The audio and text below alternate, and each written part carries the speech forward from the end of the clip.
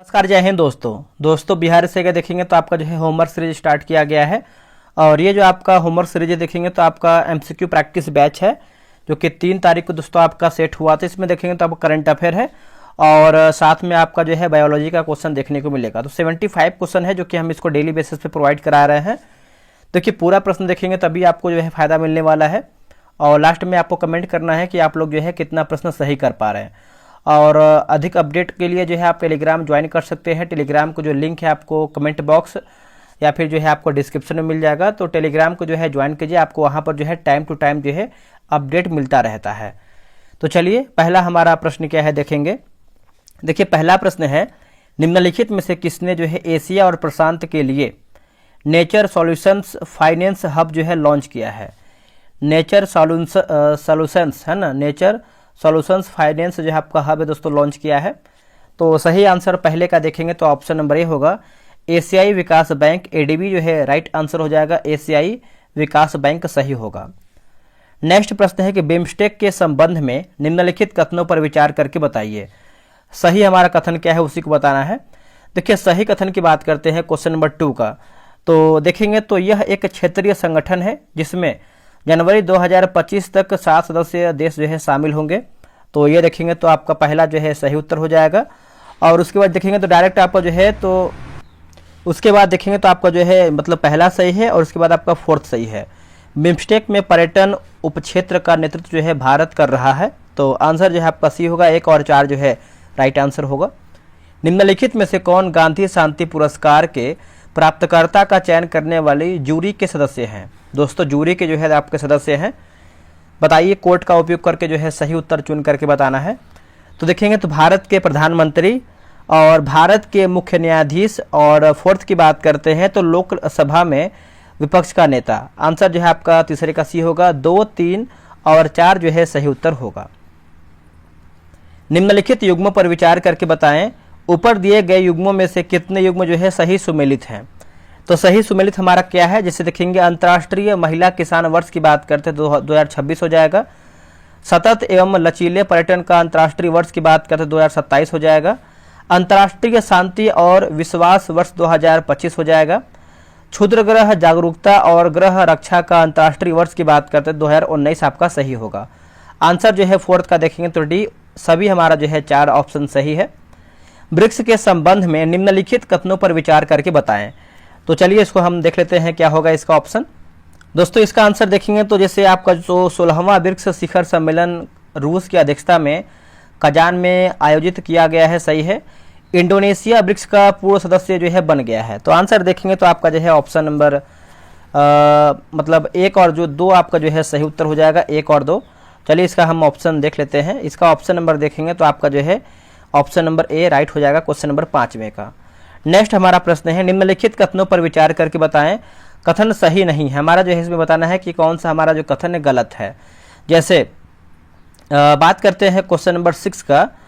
तो इसमें देखेंगे तो दोस्तों भारतीय रेलवे ने 2028 तक भविष्य के लिए तैयार रेलवे प्रणाली बनाने के लिए एक राष्ट्रीय रेल योजना यानी NRP तैयार किया है।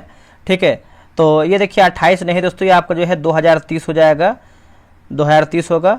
बाकी कवच जर्मनी के सहयोग से विकसित एक स्वचालित ट्रेन सुरक्षा ATP प्रणाली है, तो गलत हो जाएगा। ये आपका जर्मनी नहीं, आपका खुद से स्वचालित मतलब बोल सकते हैं भारत सही है। और कवच प्रणाली में स्टेशन खंड में पटरियों पर लगे RFID टैग शामिल है। तो हमारा देखेंगे तो 6 का जो है ऑप्शन नंबर डी 1, 2, 3 यानी सभी हमारा जो है ऑप्शन गलत हो जाएगा। भारतीय सेना द्वारा जून 2025 में आयोजित अगली पीढ़ी की रक्षा तकनीकी के परीक्षण का उद्देश्य क्या है। बताइए इसका आंसर क्या हो क्वेश्चन नंबर 7 का। देखिए 7 का सही आंसर देखेंगे तो ऑप्शन नंबर सी होगा, निकट युद्ध स्थितियों में उन्नत प्रणालियों का मूल्यांकन करना। क्या होगा, निकट युद्ध स्थितियों में उन्नत प्रणालियों का मूल्यांकन करना। ऑप्शन नंबर जो है 7 का सी सही होगा। अगला है 29 और 30 मई 2025 को राष्ट्रपति भवन में आयोजित 2 दिवसीय साहित्यिक सम्मेलन का आयोजन किन 2 संस्थाओं ने किया है। इनमें से कौन से 2 संस्था जो है दोस्तों किया है। 8 का आंसर देखेंगे तो ऑप्शन नंबर बी होगा, संस्कृति मंत्रालय और साहित्य अकादमी होगा। क्या होगा, संस्कृति मंत्रालय और साहित्य अकादमी। ऑप्शन नंबर जो है 8 का ऑप्शन नंबर बी होगा। राष्ट्रीय साक्षरता कार्यक्रम का नाम क्या है जिसने मिजोरम को पूर्ण साक्षरता हासिल करने में मदद की है? इसका आंसर देखेंगे तो ऑप्शन नंबर 2C हो जाएगा, उल्लास नव भारत साक्षरता कार्यक्रम। ऑप्शन नंबर देखेंगे 9 का तो बी, ऑप्शन नंबर 209 का जो है सी होगा, उल्लास नव भारत साक्षरता कार्यक्रम। मई 2025 में खेलो इंडिया बीच गेम्स का पहला संस्करण का जो कहाँ है दोस्तों, कहाँ आयोजित किया गया था पहला संस्करण? देखिए पहला संस्करण की बात करते हैं तो ये आपका घोघला बीच द्वीप में हो जाएगा, घोघला बीच द्वीप। ऑप्शन नंबर जो है 10 का सी सही आंसर होगा। सरकार ने मई 2025 में तुर्की की ground handling firm Celebi airport services India private limited की सुरक्षा मंजूरी क्यों रद्द की है? दोस्तों क्यों रद्द कर दिया है? देखिए ऑपरेशन देखेंगे तो सिंदूर के दौरान पाकिस्तान को तुर्की का समर्थन। ऑप्शन नंबर देखेंगे 11 का तो ए जो है करेक्ट आंसर हो जाएगा। नेक्स्ट हमारा प्रश्न है क्वेश्चन नंबर 12 नंबर देखेंगे, अप्रैल 2025 में पुणे में आयोजित अभ्यास दशटलिक का छठा संस्करण किन दो देशों के बीच आयोजित किया गया था?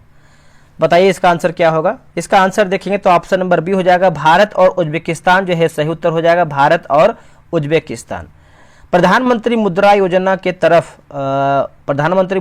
के तहत किस ऋण श्रेणी की सीमा जो है 50,000 से जो है 5 लाख कर दिया गया है? वेरी इंपॉर्टेंट, ये आपका करंट अफेयर का प्रश्न है।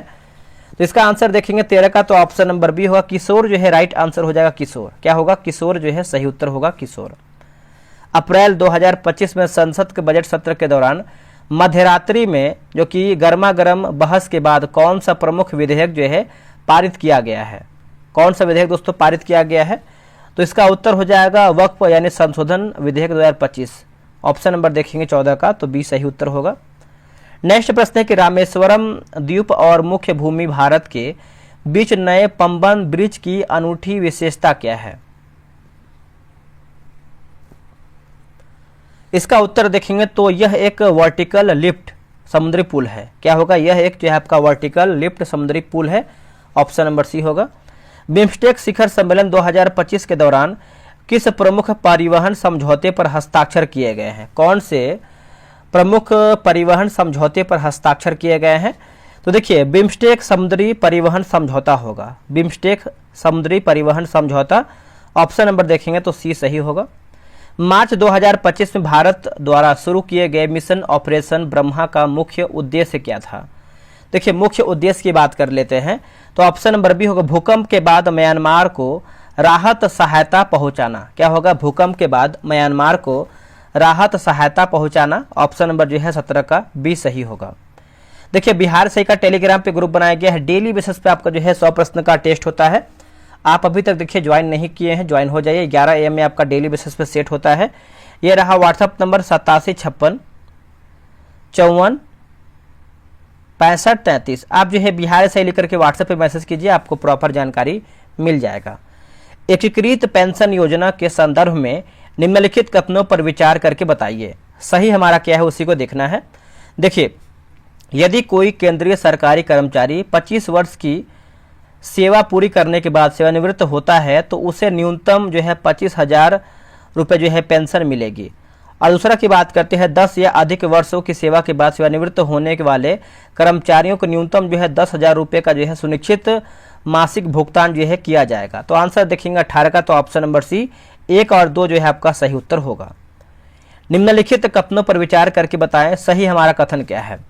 देखिए सही की बात करते हैं तो प्रबोवो सुबियांतो भारत के गणतंत्र दिवस के मुख्य अतिथि बनने वाले दूसरे जो है इंडोनेशियाई जो है राष्ट्रपति थे। 1950 में भारत के पहले गणतंत्र दिवस समारोह में तत्कालीन इंडोनेशियाई राष्ट्रपति ने जो है शिरकत की थी। तो आंसर देखेंगे 19 का तो ऑप्शन नंबर सी 1 और जो है 1 और 2 दोनों सही है। अलग स्वावलंबनी एक महिला उद्यमिता कार्यक्रम के संदर्भ में निम्नलिखित कथनों पर विचार कीजिए। निम्नलिखित कथनों पर विचार करके बताइए। तो ये रहा आपके सामने ऑप्शन। तो देखिए पहला हमारा पढ़ रहा है कि इसे केंद्रीय वाणिज्य और उद्योग मंत्रालय द्वारा जो है शुरू किया गया है। इसे असम, मेघालय और मिजोरम के लिए जो है शुरू किया गया है। तो देखिए इसका आंसर देखेंगे क्वेश्चन नंबर 20 का तो आंसर देखिए सही पूछ रहा है तो ऑप्शन नंबर सी होगा। 1 और 2 जो है आपका सही उत्तर हो जाएगा, 1 और 2। आगे बढ़ते हैं, अगला हमारा प्रश्न है, देखिए राजकोषीय स्वास्थ्य सूचकांक यानी फिजिकल हेल्थ इंडेक्स FHI 2025 के संदर्भ में निम्नलिखित कथनों पर विचार करके बताइए। तो देख लेते हैं इसका आंसर क्या होगा। देखिए यह रिपोर्ट 5 प्रमुख उप सूचकांकों के आधार पर राज्यों की राजकोषीय स्थिति का आकलन प्रदान करती है। और तीसरा हमारा कि राजकोषीय स्थिति के मामले में उड़ीसा शीर्ष स्थान पर है।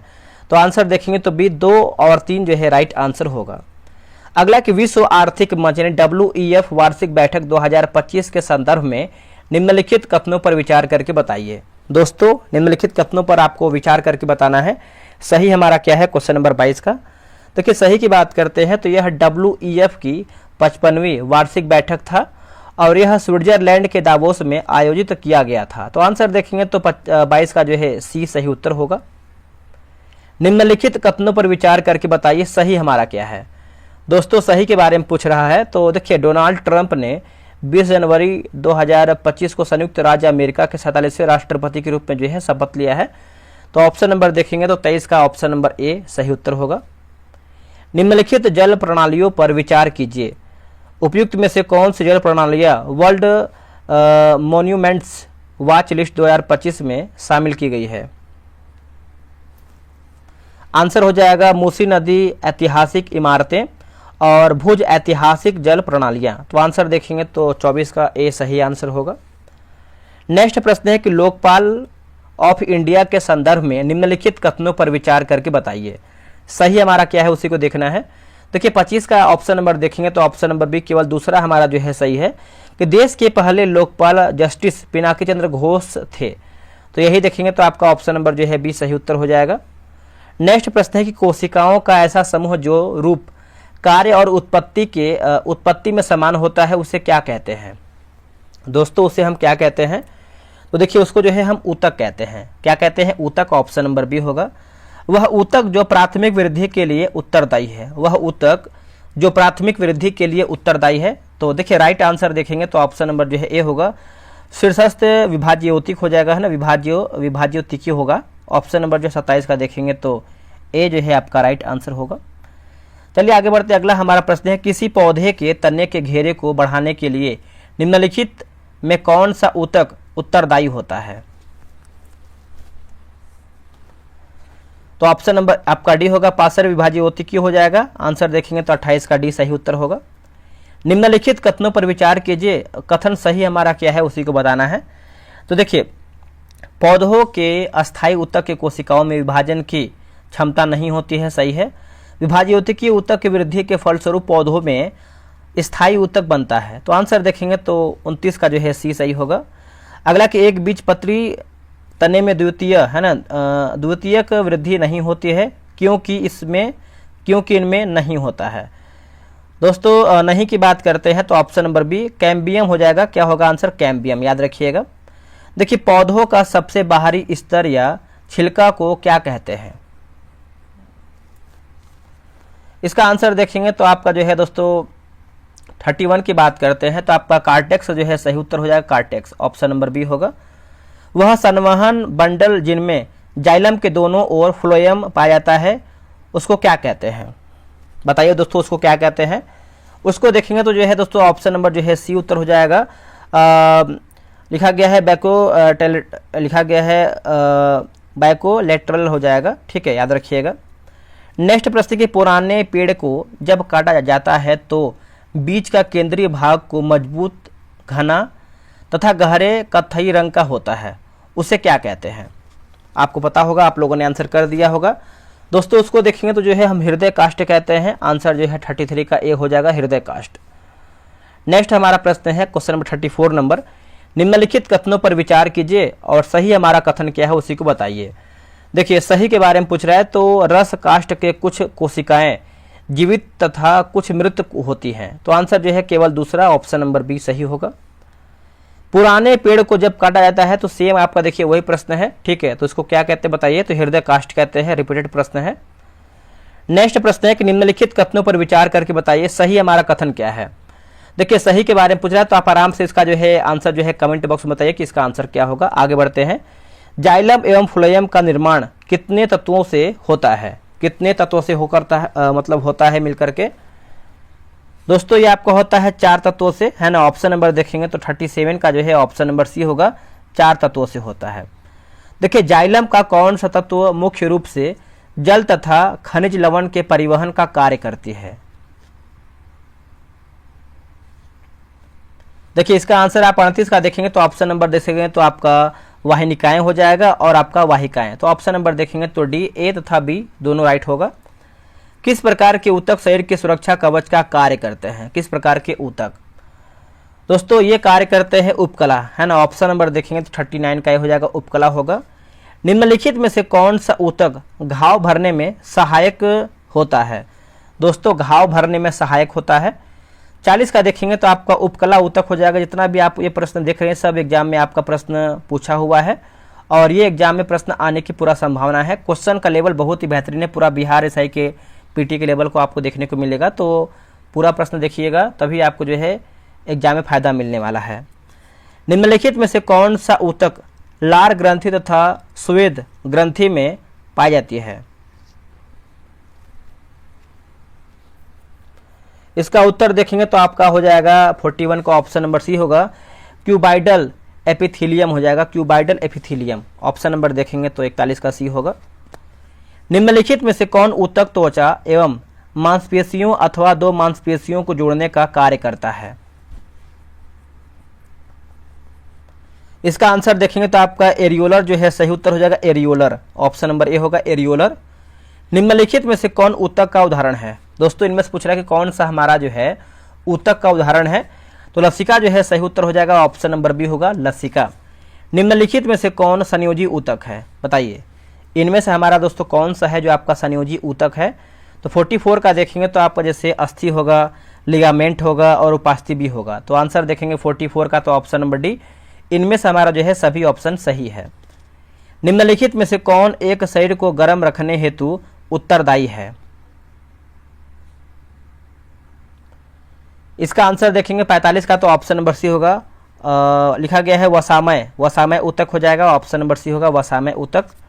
अगला कि टेंडन तथा लिगामेंट किस प्रकार के ऊतक हैं? टेंडन तथा लिगामेंट जो है किस प्रकार के ऊतक हैं? तो ये आपके हैं संयोजी ऊतक हैं। क्या होगा आंसर? संयोजी ऊतक, ऑप्शन नंबर ए सही होगा। निम्नलिखित कथनों पर विचार करके बताइए, निम्नलिखित कथनों पर विचार करके बताइए।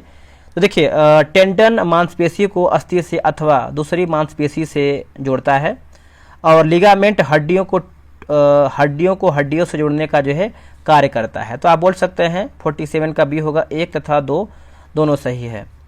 अगला के सेबेसियस ग्रंथियां कहाँ पर पाई जाती हैं? सेबेसियस ग्रंथियां तो ये आपको जो है देखने को मिलता है स्तनियों के त्वचा के डर्मिस में। ऑप्शन नंबर जो है आपका बी सही होगा।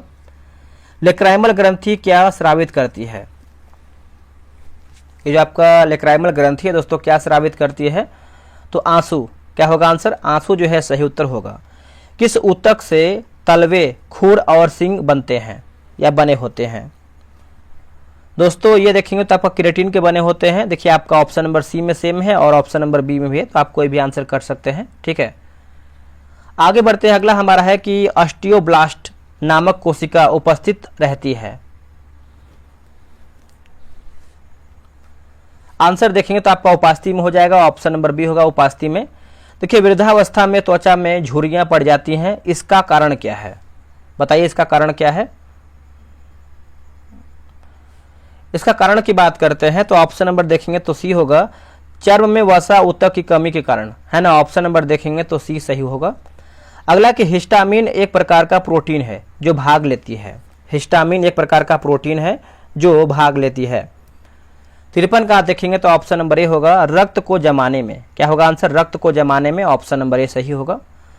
देखिए आहार नाल के एक भाग से दूसरे भाग में भोजन का प्रवाह किस पेशी के संकुचन एवं प्रसार के कारण होता है?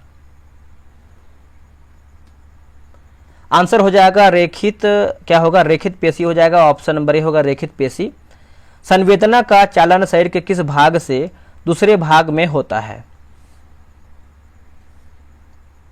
इसका उत्तर होगा तंत्रिका ऊतक में होगा, तंत्रिका ऊतक से। ऑप्शन नंबर देखेंगे तो बी होगा, तंत्रिका ऊतक से। देखिए मनुष्य के शरीर में सबसे लंबी कोशिका होती है? इसका उत्तर हो जाएगा कि तंत्रिका का कोशिका होगा। क्या होगा? तंत्रिका का कोशिका। ऑप्शन नंबर देखेंगे 56 का, तो बी जो है सही उत्तर होगा।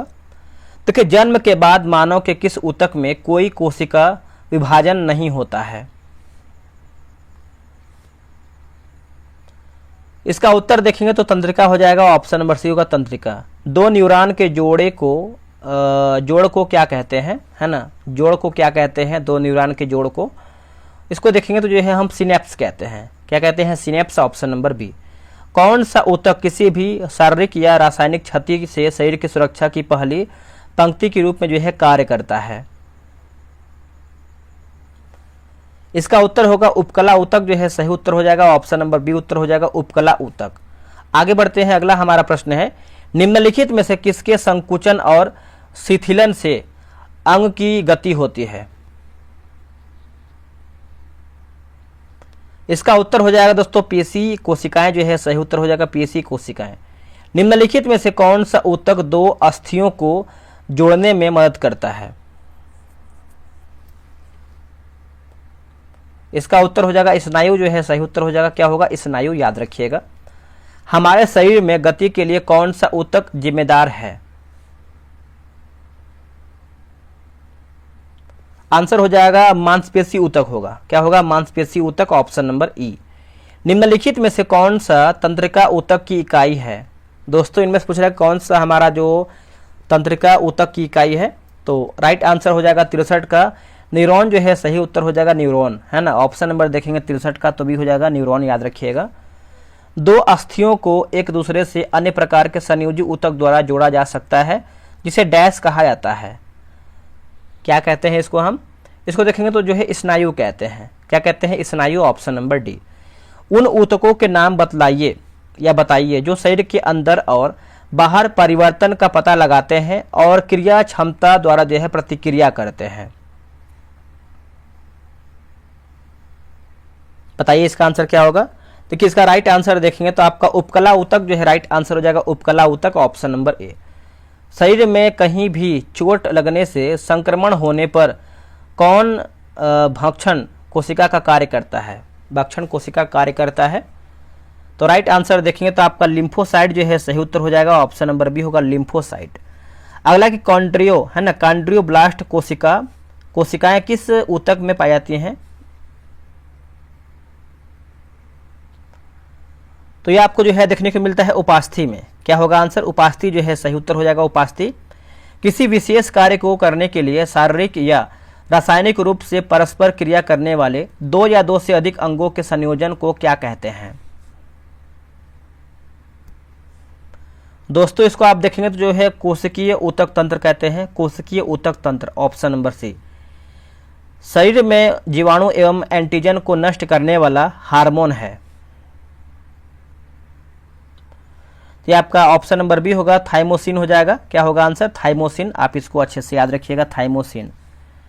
पौधों में लचीलापन निम्नलिखित में से किस ऊतक के कारण होता है? लचीलापन, तो दोस्तों ये होता है ऑप्शन नंबर देखेंगे तो बी हो कोलेनकाइमा जो है सही उत्तर हो जाएगा कोलेनकाइमा। याद रखिएगा। अब कथन 1 है कि जल का परिवहन फ्लोएम के माध्यम से होता है। कथन 2 है कि जाइलम जल और खनिजों के परिवहन के लिए उत्तरदायी है। कथन 3 है कि पौधों में श्वसन पत्तियों से होता है या पत्तियों में होता है। और कथन 4 है कि प्रकाश संश्लेषण की प्रक्रिया ग्लूकोज और ऑक्सीजन का उत्पादन करता है। इसका आंसर देखेंगे तो ऑप्शन नंबर बी 2, 3, 4 जो है आपका सही उत्तर हो जाएगा। शैवाल की कोशिका भित्ति बनी होती है किसकी? जो आपका शैवाल की कोशिका भित्ति है ये बनी होती है सेल्यूलोज, ग्लैक्टेंस व मेनान्स से। ऑप्शन नंबर जो है आपका सी सही होगा। निम्नलिखित कथनों में से कौन सा सही है? अब देखिए सही कथन हमको बताना है, तो सही की बात करते हैं तो ऑप्शन नंबर बी 1 और 2। जैसे पादप सूर्य के प्रकाश से प्राप्त ऊर्जा को कार्बोहाइड्रेट, है ना, कार्बोहाइड्रेटेड के रूप में संग्रहित भोजन में परिवर्तित करता है और पादपों में पर्णहरित होता है। तो ऑप्शन नंबर देखेंगे तो बी सही उत्तर होगा। अगला कि पादप ऊतक में डैश की कोशिका भित्ति सुबेरिन द्वारा स्कंदित होती है जो उन्हें गैस और जल के अणुओं के लिए अभ्यक्ष बनाती हैं। तो 74 का देखेंगे तो आपका जो है एपिडर्मिस बहुत्वचा बाह्यतम है ना, बाह्यत्वचा हो जाएगा, ऑप्शन नंबर ए होगा। निम्नलिखित में से कौन सा पादप हार्मोन फल के पकने को नियंत्रित करता है? फल के पकने को नियंत्रित करता है, तो एथिलीन जो है सही आंसर हो जाएगा, एथिलीन। अब देखिए 75 प्रश्न आपका जो है समाप्त हो गया है। और अगर आपका करंट अफेयर गलत हो रहा है या फिर आपसे नहीं बन पा रहा है तो करंट अफेयर का देखिए मैंने मास्टर वीडियो अपलोड कर दिया है स्पीडी का, आप उसको जो है आराम से मास्टर वीडियो देखिए और 1-2 दिन के अंदर देखेंगे तो आपको जो है जो चैप्टर बाय चैप्टर होता है, जो शुरू का जानकारी होता है स्पीडी का, वो भी आपका बन रहा है। तो 2 दिन लमसम लगेगा आपका आने में वीडियो, तो उसको भी आप देख लीजिएगा, तो आपका करंट अफेयर जो है एक भी प्रश्न नहीं छूटेगा। तो चलिए मिलते हैं एक नई वीडियो में, आज के लिए इतना ही। जय हिंद।